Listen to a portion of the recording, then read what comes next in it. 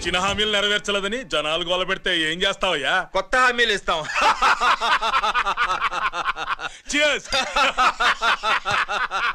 Sir Maithili గారు వచ్చారు. రమ్మను.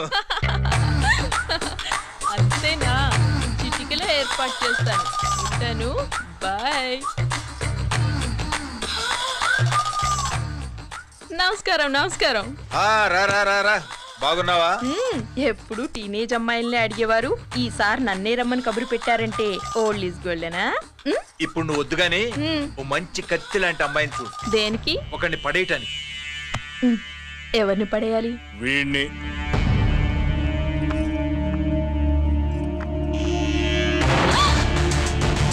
వామ్మో, ఈయన నా కంపెనీని 3 సార్లు ముగించేశారు. ఈయన ఆడవాళ్ళకి పడే రకం కాదు.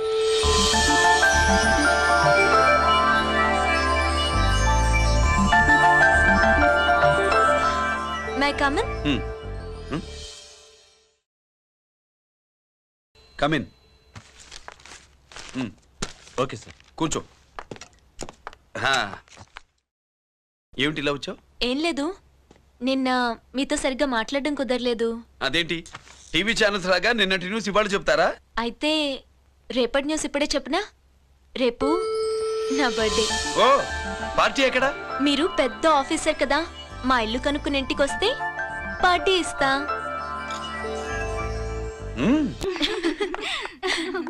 ఏంటి ఇది ఏసీపీ గారి వెహికల్లా ఉంది? అవునే, పార్టీ ఇవ్వడం తప్పేయట్లేదు. సర్లే చూద్దాం పదండి.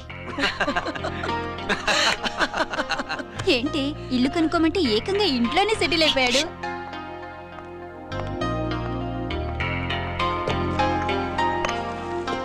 Many many happy returns of the day. Thank you.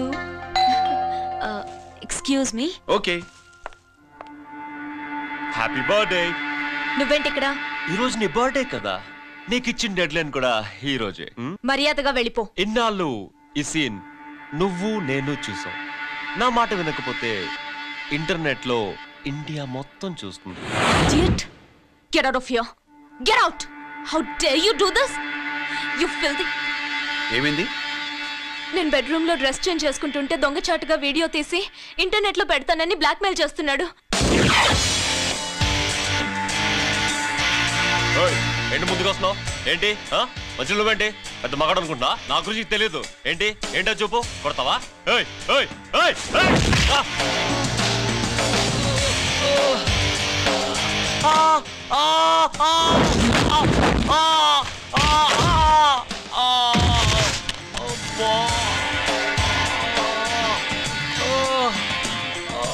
సెల్లుతో మేలు చేసుకోవచ్చురా, బ్లాక్ మెయిల్ కాదు.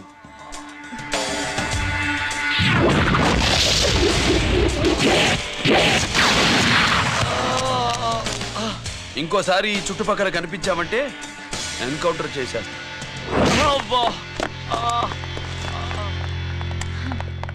Thank you. It's my duty. Sir, అసలు వాడి బాధ తప్పించుకోవడానికి ఇది మీతో క్లోజ్ గా జాగింగ్, గో కార్డింగ్, స్క్వాష్ ఏమే? అంటే ఇక మనం కలవా? కలుస్తాం, ఇలా ఎవడైనా నా వెంట పడినప్పుడు. ఇంకా మీ వెంట ఎవరు పడరు. ఏ? నేనే పడతాను కనుక.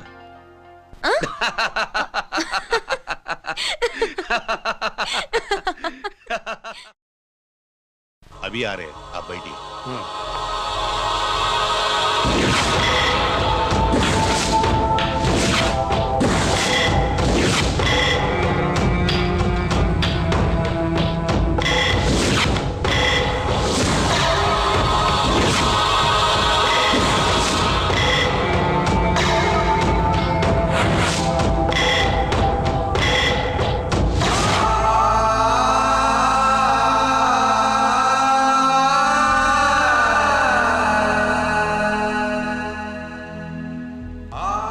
పెద్ద కొడుకు ఐపీసీ సెలెక్ట్ అయ్యాడన్నాగా, పోస్టింగ్ ఇప్పుడే వచ్చింది. పాకిస్తాన్లో నువ్వు ఎక్కడున్నావని ఎంక్వైరీ చేశాడు. డిఫెన్స్ వారు పోలీసు వాళ్ళకి సరైన ఇన్ఫర్మేషన్ ఇవ్వరని నేను మేనేజ్ చేసి వాడిని ఆపేశాను. నీ భార్యాపిల్లల దృష్టిలో నువ్వు ఇప్పుడు పాకిస్తాన్లో ఉన్నావు. నువ్వు ఎప్పుడు వస్తావని నీ కోసం ఆశతో ఎదురు చూస్తున్నారు. రేపు 15వ తారీఖున రిలీజ్ అవుతున్నాను రా.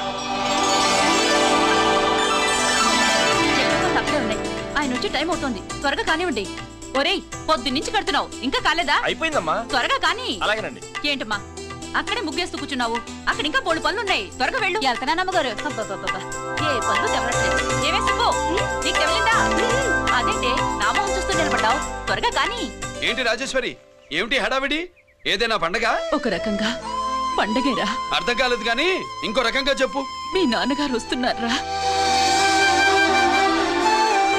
ఏంటి, నాన్న వస్తున్నాడా? అవునరా,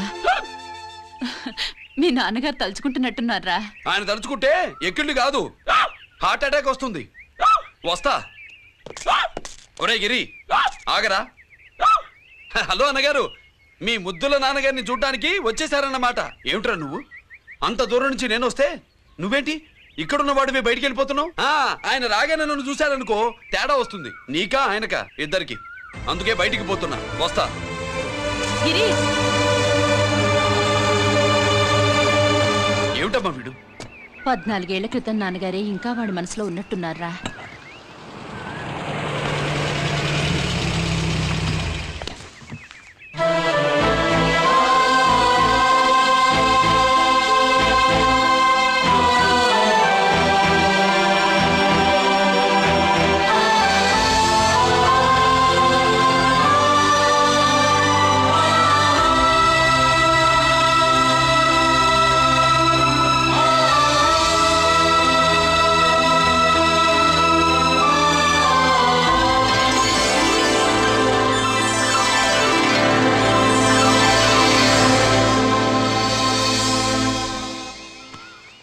ఏంటి నాన్నగారు అది? నేను వచ్చేసరికి నిన్నెలా చూడాలనుకున్నాను, అలాగే చూశాను కదా, అందుకే. సుబ్బు, వెళ్ళి హారతి పళ్ళని తీసుకురా. అలాగే.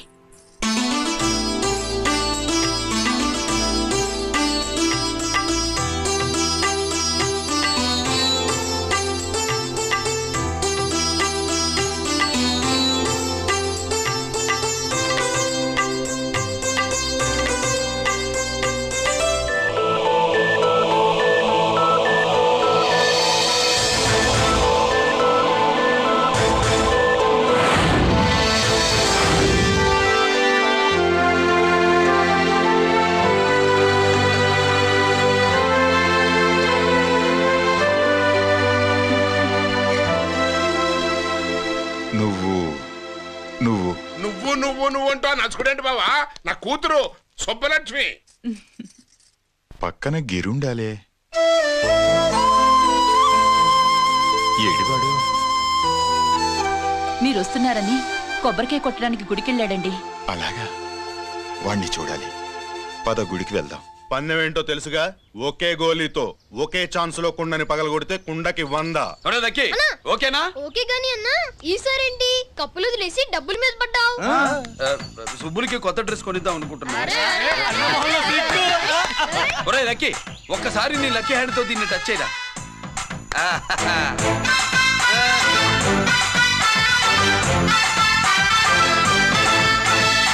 అదేంటి నోట్లో వేసుకున్నాడు?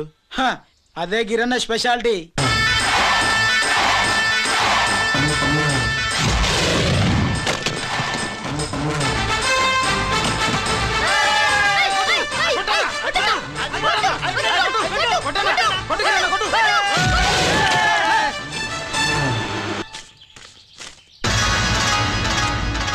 ఏంట్రా ఇది? ఎలా కోళమా? మిగతా 500 నా దగ్గర లేవు. మర్యాదగా 3 అంకెలు లెక్కెట్టలోగా ఇవ్వకపోతే నాకు 3 అవుద్ది, ఆ తర్వాత నీకు 3. 1 2 3.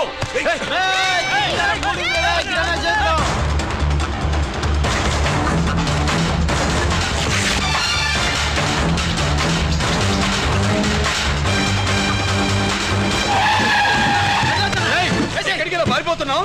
దొరికావు. తీరా, డబ్బు తీ బయటికి. 500 బయటికి తీరా, నరికేస్తా.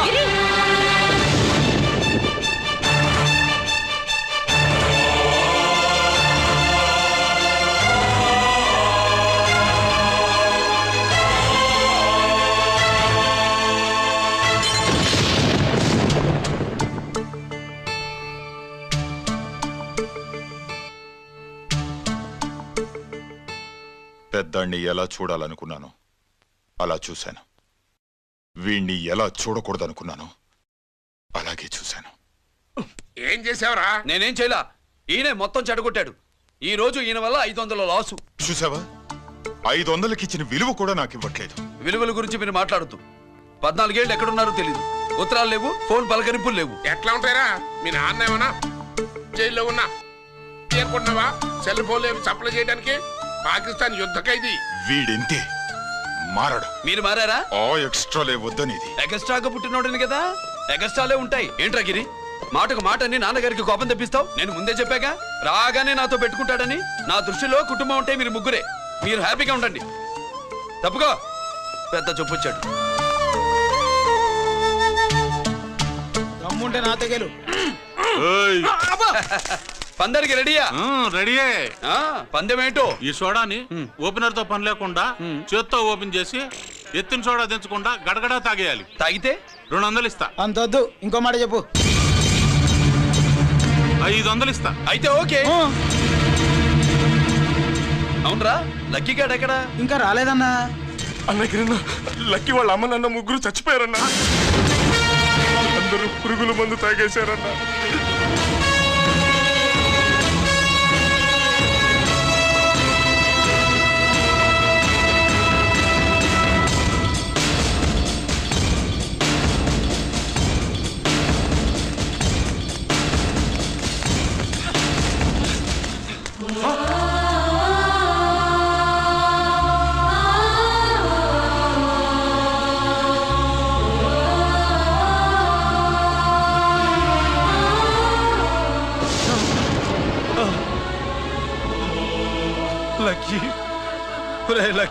అందరిలాగే పాపారావు కొట్లో ఎరువులు తెచ్చి పొలంలో చల్లాడు. పంట పాడైపోయింది. ఇదేంటయ్యా అని పాపారావు నిలదీసి అడిగితే నీ దిక్కున్న తోడ చెప్పుకో అని కొట్టాడంట. పంట పండకపోతే బ్యాంక్ అప్పు ఎలా తీర్చాలనుకున్నారేమో ప్రాణాలు తీసుకున్నారు. మన ఊర్లో రైతులందరి బతుకులు ఇట్నే తగలబడ్డాయిరా. ఆ పాపారావు గాడు కల్తీ ఎరువులు అమ్మినంత కాలం మనం ఇలాంటి చావుల్ని చూడాల్సిందేరా. వాళ్ళు పోవటమే కాకుండా అనవసరంగా పసిపిల్లాన్ని కూడా తీసుకుపోయారు.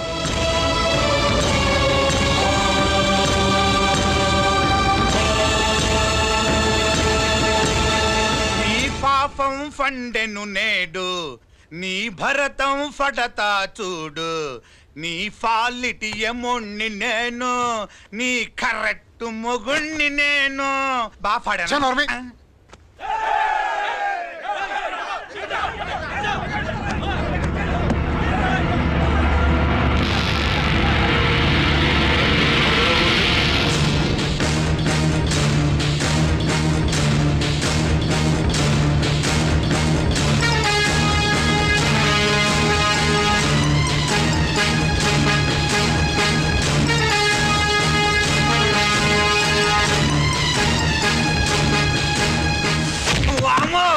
ఈ పగిలిపోయింది.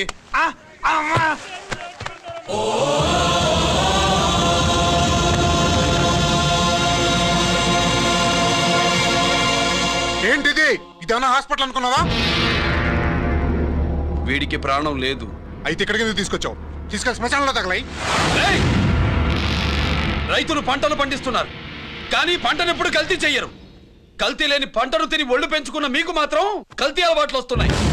బియ్యంలో కల్తీ, నెయ్యిలో కల్తీ, పాలల్లో కల్తీ, నీళ్లలో కల్తీ, పెట్రోల్లో కల్తీ, విత్తనాల్లో కల్తీ, ఓట్లలో కల్తీ, నోట్లలో కల్తీ, ఆఖరికి పంటను కాపాడే ఎరువును కూడా కల్తీ చేసి పేద రైతుల ప్రాణాలు తీస్తున్నారా? చచ్చిన వాడికి ₹1,00,000 గవర్నమెంట్ ఇస్తుంది కదా. ఆ రూల్ పెట్టాక కూడా చాలా మంది ఆత్మహత్యలు చేసుకున్నారా? మా దగ్గర ఇంత లెక్చర్ ఇస్తావు.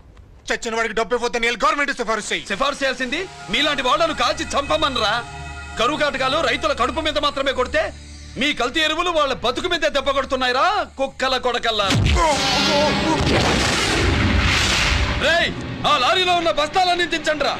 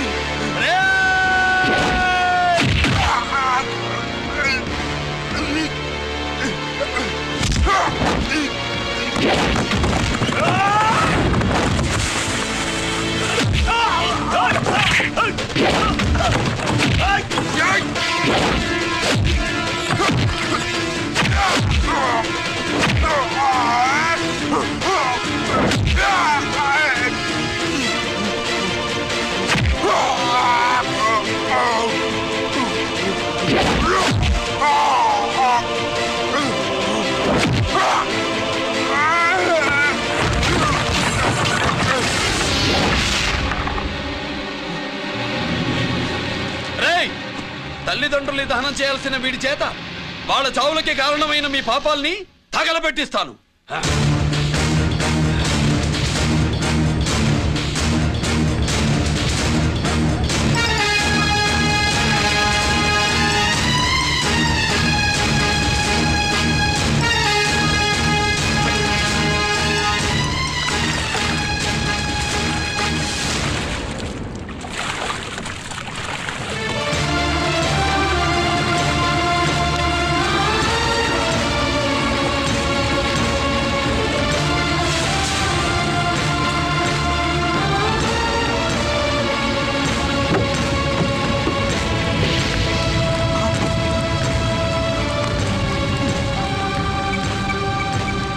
Police station.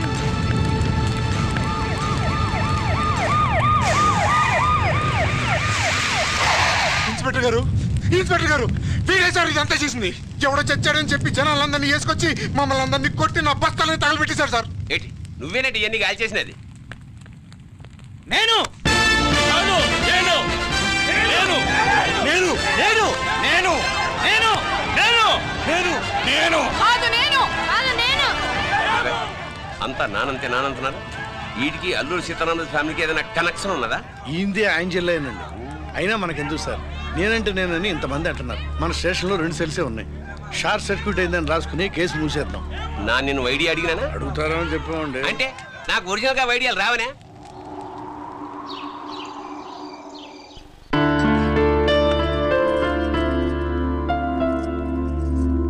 ఆగు రాజేశ్వరి.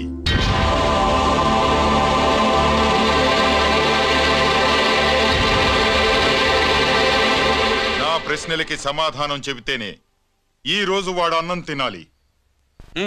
ఎలా కనపడుతున్నాను మీకు? 10 ఏళ్ల పసిపిట్టలాగానా? గిరి నువ్వు ఆగమ్మా. ఆయన బెత్తం పట్టుకుంటే చేయి చాపడానికి, గడియారం పెట్టి నిమిషాలు లెక్క పెడితే ముద్దలు మింగడానికి నేను ఇంకా పసిపిట్టను కాదు. అదే అదే అలా అడ్డంగా మాట్లాడితేనే ఇంట్లో నుంచి వెళ్ళగొడతాను. మీరు లేకుండా 14 ఏళ్లు బతికాం, అది మర్చిపోకండి. ఏంట్రా నీ ఆవేశం? జనాన్ని పోగేసుకెళ్ళి అరుంధతి ఫెర్టిలైజర్స్ ని ఎందుకు తగలబెట్టావురా? పాపారావుని తగలబెట్టడం బాగోదు గనుక. చూసావా, చిన్నప్పుడు కత్తి దొరుకుంటే చంపేసేవాణ్ణన్నాడు. ఇప్పుడు తగలబెట్టడం బాగోదు గనక వదిలేశానంటున్నాడు. వీడిలో మనిషి కాదు, హంతకుడున్నాడు. తప్పు చేసిన వాడిని చంపిన రాముణ్ణి, కృష్ణుణ్ణి దేవుళ్ళుగా ఈ దేశంలో కొలుస్తున్నప్పుడు, తప్పు చేసిన వాడిని వర్గ శత్రువుగా నరికేస్తున్న తీవ్రవాదులతో ప్రభుత్వం సంధి సంభాషణలు చేస్తున్నప్పుడు, ఒక రైతు కుటుంబం చావుకి కారణమైన పాపారావు మీద నేను తిరగబడితే తప్ప? నువ్వెవడివిరా తిరగబడ్డానికి? పోలీసువా? ఆ పోలీసులే మాకు రక్షణ కల్పించండి బాబోయ్ అని రోడ్డు మీద ఊరేగింపులు చేస్తున్నారు. పోలీసులు వచ్చినప్పుడు నీ టైం బాగుండి నేరం మేమే చేశామని జనం ఒప్పుకున్నారు గనక నువ్వు తప్పించుకున్నావు. లేకపోతే ఈ పాటికి ఇక్కడ కాదు, కట్టకటాల వెనకుండేవాడి. బాగా గుర్తు చేశారు. అసలు ఈ ఇంటికంటే నాకు జైలే బెటరు. ఏంట్రా ఆ మాటలు? లేకపోతే ఏంటమ్మా, గట్టి తింటున్న పశువును కూడా మనిషి అదిరించాడు. అటువంటిది అన్నం తింటున్న నన్ను?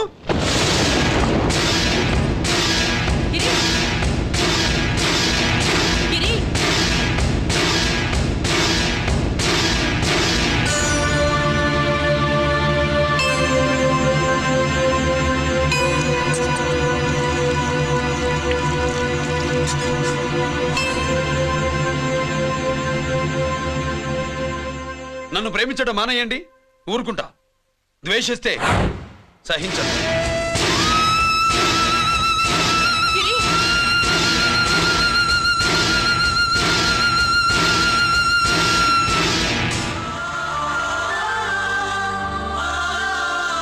వాడు ఇలా అయిపోయాడేంటి? వాడన్న మాటలు ప్రశాంతంగా కూర్చుని ఆలోచించండి, మీకే తెలుస్తుంది.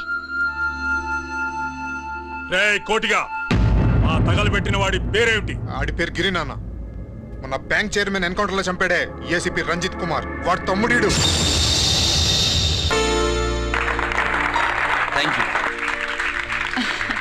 ఏమండి, మన రంజిత్ అండి. మనం డబ్బు డిపాజిట్ చేసుకున్న బ్యాంకు బోర్డు తిప్పేస్తే ప్రభుత్వం పట్టించుకోలేదు. మన బతుకులు వీధన పడితే మన గోడు వినిపించుకోలేదు. అలాంటి పరిస్థితుల్లో బ్యాంక్ చైర్మన్ అక్రమంగా దాచుకున్న లంచం డబ్బును మనందరికీ సమానంగా పంచిచ్చిన ఆఫీసరు శ్రీ రంజిత్ కుమార్ గారు. ఆయనకు చేతులెత్తి నమస్కరిస్తున్నాను. రంజిత్ కుమార్ గారి లాగా అందరూ తమ బాధ్యతను గుర్తించి సక్రమంగా నిర్వహిస్తే మన దేశం ఎంతో పురోభివృద్ధిని సాధిస్తుంది.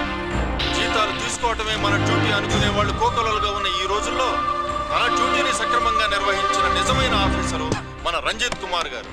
ఆయన చేసిన ఈ సహాయం అంధకారంలో ఉన్న ఎన్నో కుటుంబాల్లో వెలుగు నింపింది. ఇప్పుడు వాలంటీర్ మిస్ స్వాతి మాట్లాడతారు. మామూలుగా ప్రజల కోసం రిస్క్ చేసిన ఆఫీసర్స్ ని ప్రభుత్వం ప్రమోషన్ ఇచ్చి సత్కరిస్తుంది. కానీ ఇప్పుడు వేరేలా సత్కరించడం జరిగింది. ప్రమోషన్తో కాదు, ట్రాన్స్ఫర్తో. బట్ ఈ నగర ప్రజలు మాత్రం ఏసీపీ గారిని ఈ మెడల్తో సత్కరిస్తున్నారు. ఇది గవర్నర్ గారి మెడల్ కన్నా, ప్రెసిడెంట్ మెడల్ కన్నా గొప్పదని నా ఉద్దేశం.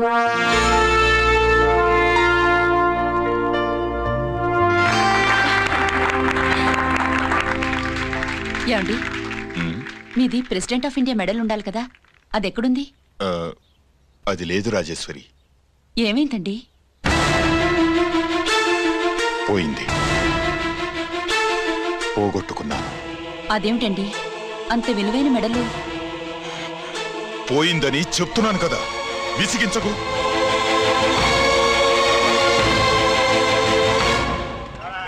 ఇదిగో. ఏంటి బావా, నీ వెండి కప్పులన్నీ కరిగిస్తున్నావు? నా కాళ్ళకి వెండి పట్టీలు చేస్తున్నావా? కాదు. మరి దేనికోసం?